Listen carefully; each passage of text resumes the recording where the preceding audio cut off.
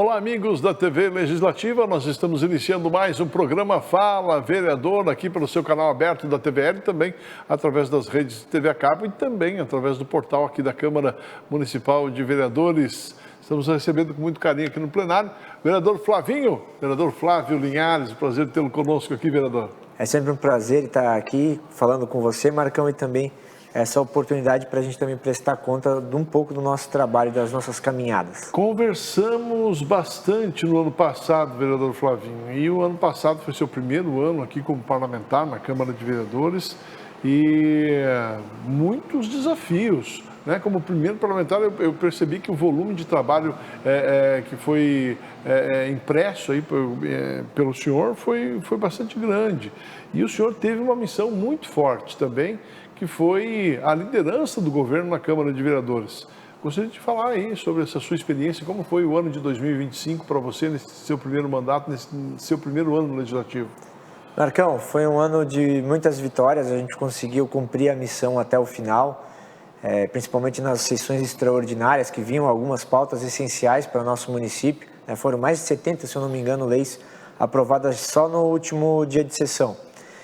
Foi um grande desafio, o primeiro ano de mandato, também assumir a responsabilidade de ser líder do governo, que é, basicamente, além das minhas pautas enquanto vereador, eu tenho que trazer as pautas do governo, enquanto executivo, e representar o povo blumenauense e aí também o governo de Blumenau, o governo do Egídio Ferrari, foi um grande desafio e que a gente pôde cumprir com a missão, entregar um bom resultado. As aprovações das leis aí estão aí, a questão do combate à pichação e a questão das melhorias essenciais ali do orçamento, que a gente pega o primeiro ano do governo, tem esse grande desafio, porque a gente trabalha com a visão nossa do futuro, uma visão nova, mas engessado com o orçamento passado.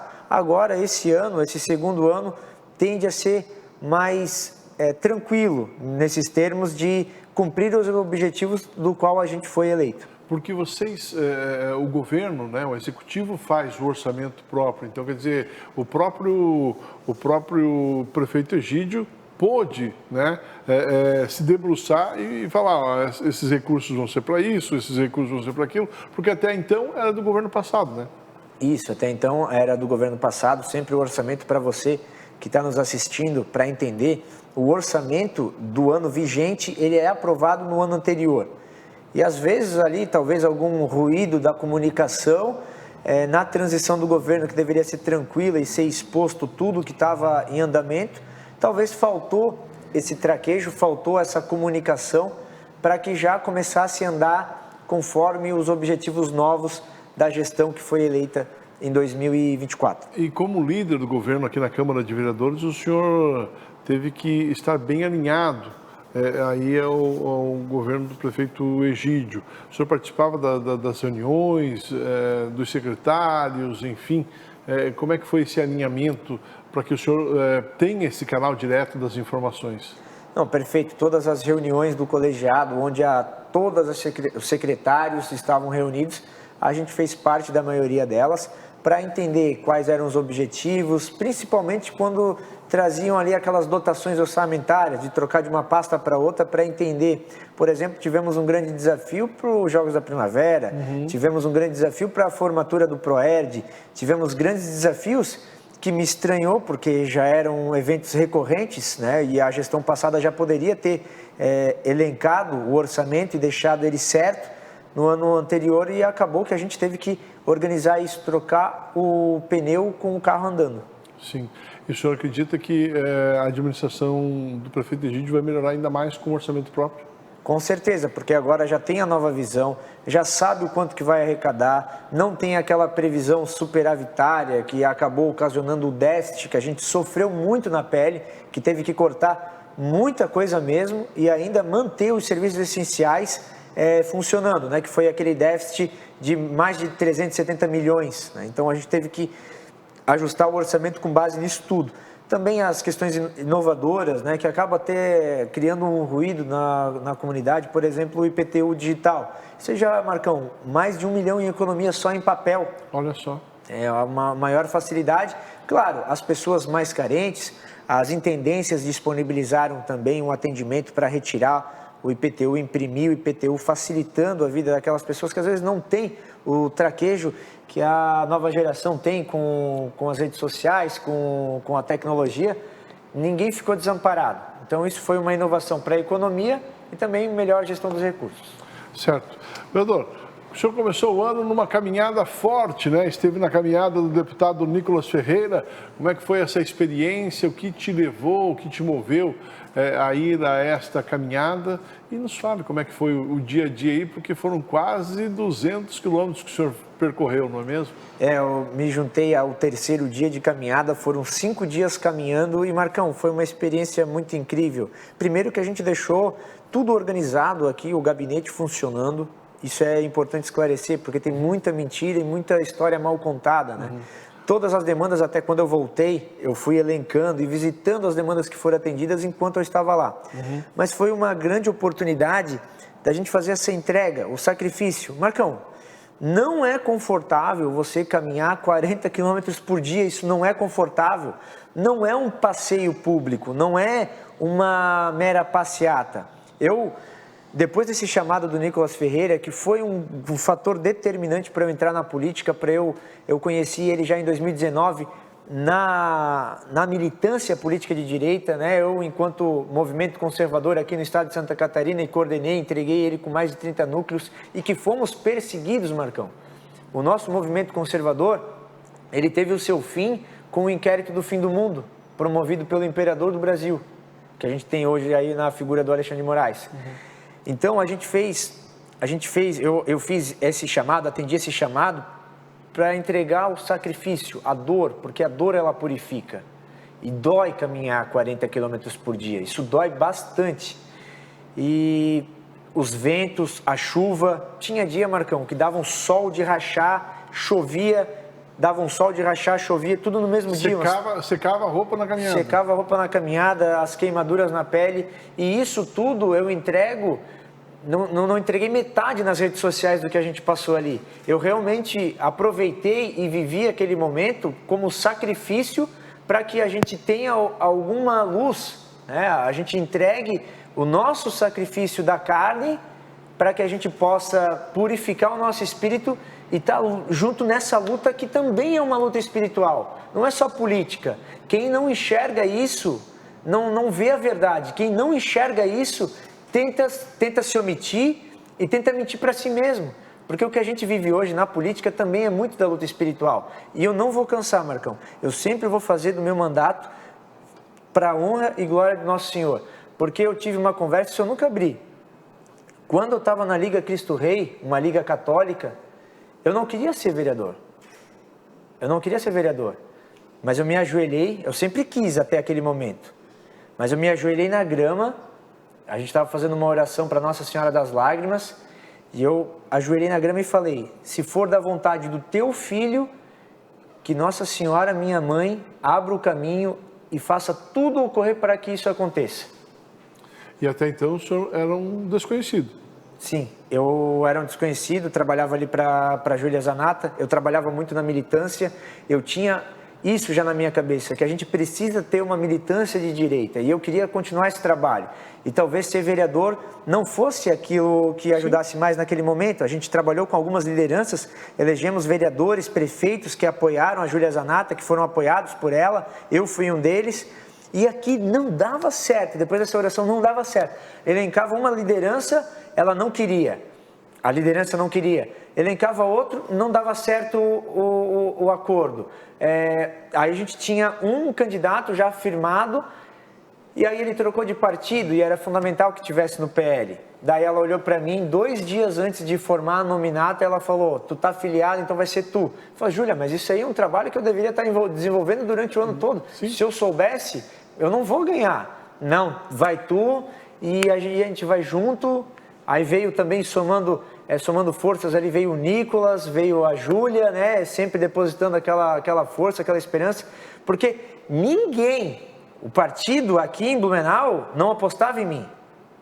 Eu fui a grande surpresa até para quem estava na política. Sim. Eu fui talvez algo que atrapalhou algumas coisas, mas eu nunca foi a minha vontade, mas eu entendi a missão que me foi dada e eu trabalho desde aquele ato, desde a minha eleição, para fazer com que o meu mandato seja instrumento daquilo que me colocou aqui. Que legal, que bacana, né? Eu não sabia confesso que eu não sabia dessa história e que acabou colocando o senhor aqui, né? Fazendo o senhor acreditar e colocando o senhor aqui na Câmara Municipal de Vereadores. E daí, ao longo dessa caminhada que o senhor esteve lá com o Nicolas, também muitos calos, né? Fiquei sabendo que o senhor teve muitos calos e foi difícil de recuperar. E assim, Marcão, a gente vendo naquela caminhada, a gente fazia orações, hinos de louvores. Foi diferente aquilo ali, não foi para promover ninguém, sabe? Foi realmente aí para fazer essa entrega. Uhum. E nessa caminhada, o Nicolas também falava, a gente tem que trazer a verdade para as pessoas. A gente não pode querer enganar ninguém, a gente não pode querer que as pessoas permaneçam no erro, porque, Marcão, como é bom o sentimento de tu estar perdido e ser encontrado. Eu não sou perfeito, eu tive erros no passado, tenho erros no presente e vou ter erros no futuro, porque eu sou de carne e osso, eu sou um ser humano. Talvez pelas informações que me passam, a gente toma uma decisão que pode ser equivocada, mas a gente nunca pode fazer do nosso trabalho, da política, um instrumento para o mal. A gente tem sempre que buscar o melhor para a população e a verdade. E isso surgiu do próprio deputado Nicolas, essa caminhada, e acabou se transformando aí num grande marco aí para a direita, é isso? Eu vi quando ele chamou para a caminhada, ele falou, vou caminhar tal, eu achei que ele iria caminhar um dia depois e tal, e ele já saiu a caminhar na segunda-feira mesmo. Daí, como ele falou que ele sentiu esse chamado, eu também senti. Eu falei, não, eu tenho que estar lá. Eu tenho que estar lá. De alguma forma isso me mexeu comigo. E graças a Deus a gente tem pessoas próximas ali que também foram junto com a gente. Porque a cruz fica mais leve quando a gente tem mais gente caminhando conosco. E eu entendi esse propósito. E ali foi uma experiência que eu voltei, que eu vou tentar ser ainda melhor do que eu estava antes. Do que ainda eu fazia antes. Às vezes a gente fica estressado, às vezes a gente fica desapontado, mas aí a gente tem que perceber que tem muita gente que também aposta em nós. E se a gente desistir, não vai ser só a gente desistindo, vai ser toda aquela galera que acreditou na gente, que somou no caminho. E eu volto a dizer, e o Nicolas mesmo fala, quem achou que aquela caminhada era para ser uma bala de prata e resolver todos os problemas do dia para a noite, errou. A gente não vai resolver os problemas do dia para a noite. O que o Brasil precisa é muito mais do que uma mudança política, é uma mudança moral, de cada um saber o seu dever e fazer isso. E é isso a mensagem que o Nicolas passou através dessa caminhada, através dos seus discursos, de que não existe figura messiânica nesse mundo. Quem prega um mundo ideal é o diabo. A gente tem um mundo imperfeito e tenta fazer com que ele seja menos imperfeito. Mas o paraíso na terra não existe e nunca vai existir. E quem vende isso como promessa é só o capeta. Vereador, voltando às suas missões aqui no Parlamento, aqui na cidade de Blumenau, uma outra missão que foi lhe dada aí o ano passado foi ser vice-presidente da Comissão Parlamentar de Inquérito, a CPI do Esgoto. Que teve muita repercussão também. Aqui ouviram quase todos os prefeitos aí que passaram pelo Executivo ao longo do contrato que foi feito do esgotamento sanitário aqui na cidade de Blumenau. E o senhor realmente colocou o dedo na ferida, fez vários questionamentos, tirou dúvidas, trouxe números, buscou números, fez estudos em cima disso. E eu quero falar sobre isso no próximo bloco. Pode ser? Perfeito. Vamos conversar, vamos a um breve intervalo e daqui a pouquinho a gente volta conversando com o vereador Flávio Linhares, o vereador Flavinho do PL. É um minuto só e a gente já volta.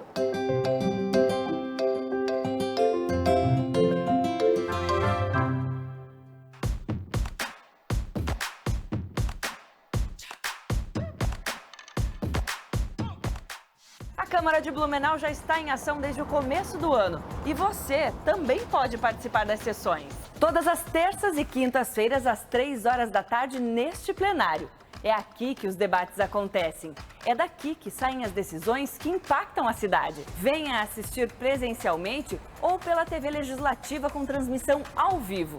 E você também pode assistir pelo Facebook e YouTube. Faça a sua parte e ajude a construir o futuro da cidade. Câmara Ativa, Blumenau mais presente.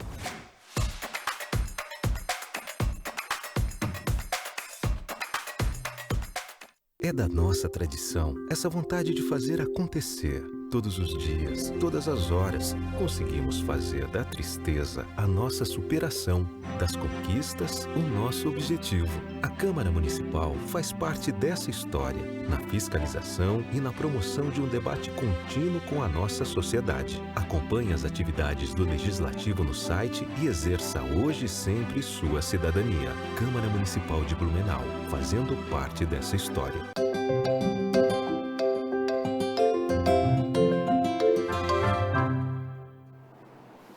Nós estamos de volta aqui no programa Fala Vereador. Muito obrigado pelo carinho da sua audiência. Gente, todas as terças e quintas-feiras, a partir das 15 horas, através aqui da TV Legislativa, você pode acompanhar ao vivo e sem cortes a sessão ordinária dos vereadores, a sessão dos vereadores aqui na Câmara de Blumenau. Então, fica o convite, todas as terças e quintas-feiras, a partir das 15 horas. Naturalmente que depois ela é reprisada à noite, você pode acompanhar no conforto da sua casa também à noite, né? O reprise, mas ela ao vivo e sem cortes é aqui pela sua TV Legislativa.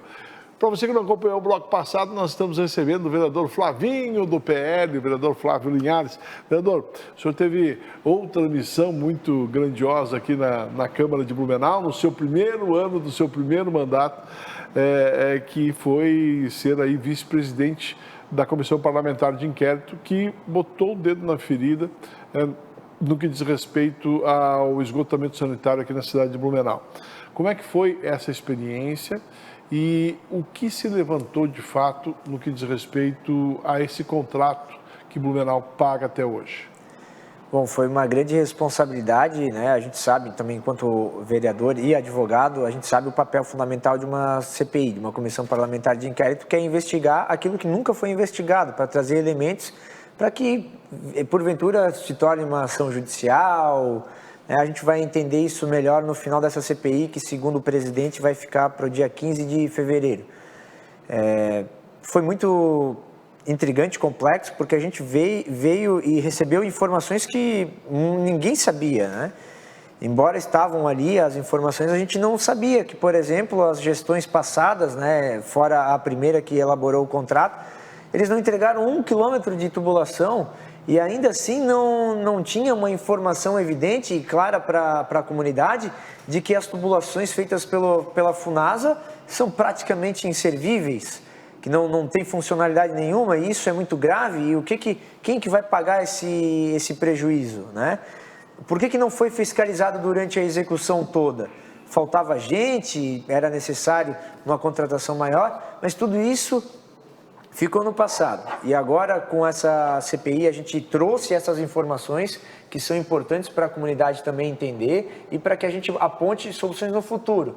Tanto é que a última decisão do prefeito Egídio, que revogou aquele 5º termo aditivo que já estava pronto e não foi discutido e não foi nem aberta a possibilidade de um recurso pela gestão anterior para que ele pudesse ser discutido de uma forma correta, para que ponha-se tudo na mesa, às claras, com a atual gestão e pudesse ser decidido. Não, teve uma decisão ali, ó, é isso aqui, e se atrasar, vai pagar, o cidadão vai ter que pagar mais.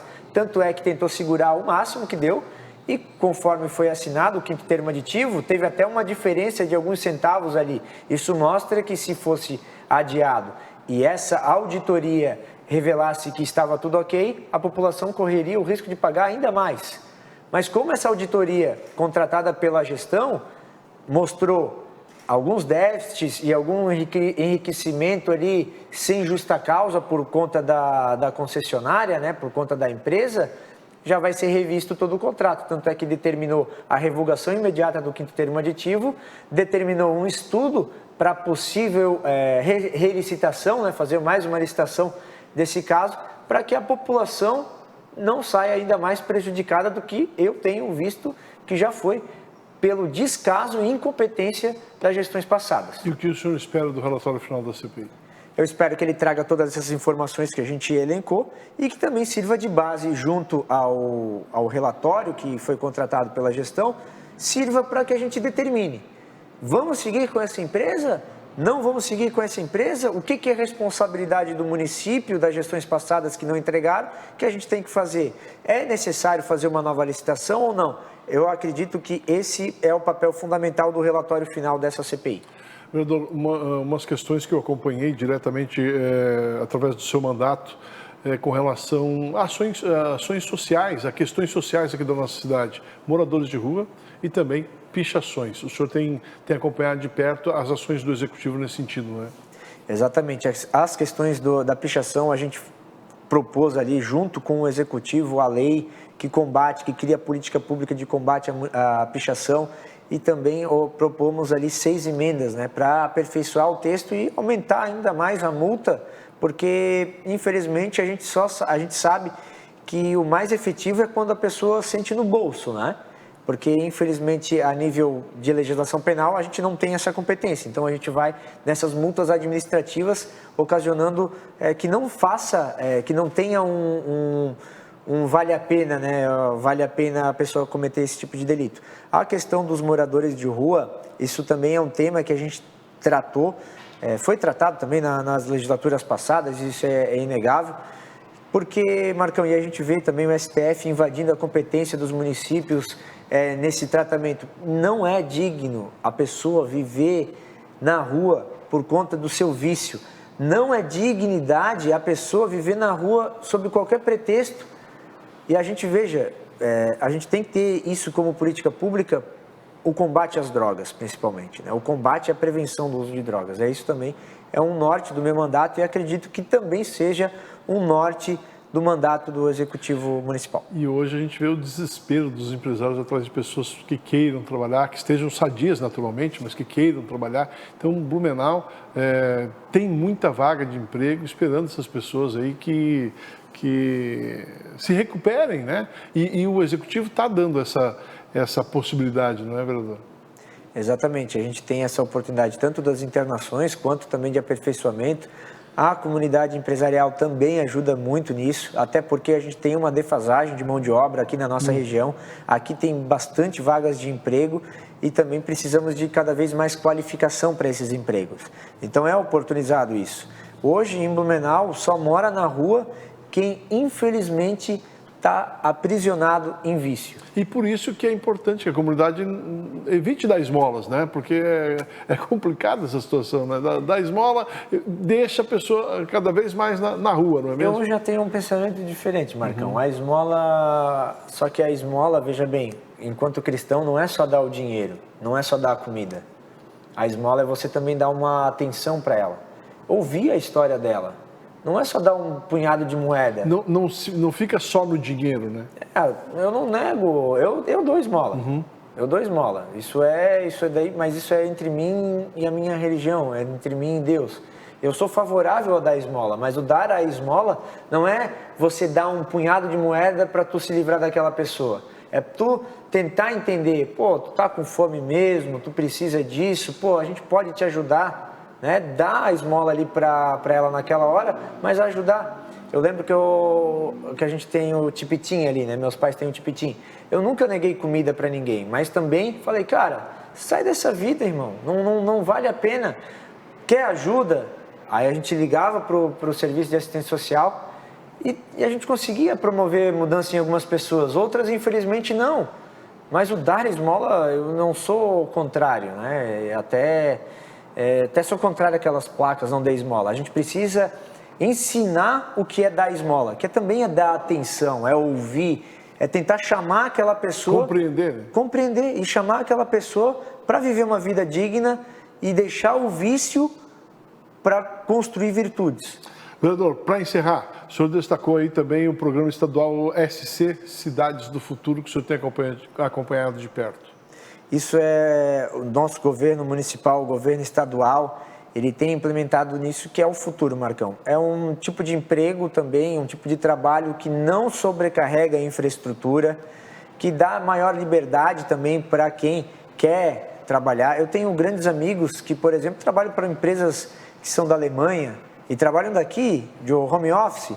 Isso é a tecnologia. A tecnologia faz a gente ter essa liberdade. E também as cidades inteligentes, elas também estão nesse escopo. Porque daí a pessoa, por exemplo, trabalhar de casa, aí ela não tem que sair de casa, ela não precisa pegar o carro para ir no mercado, porque uma cidade inteligente, ela entende que a pessoa tem que conseguir viver em 15 minutos, fazer todos os serviços essenciais que ela tem a 15 minutos de casa.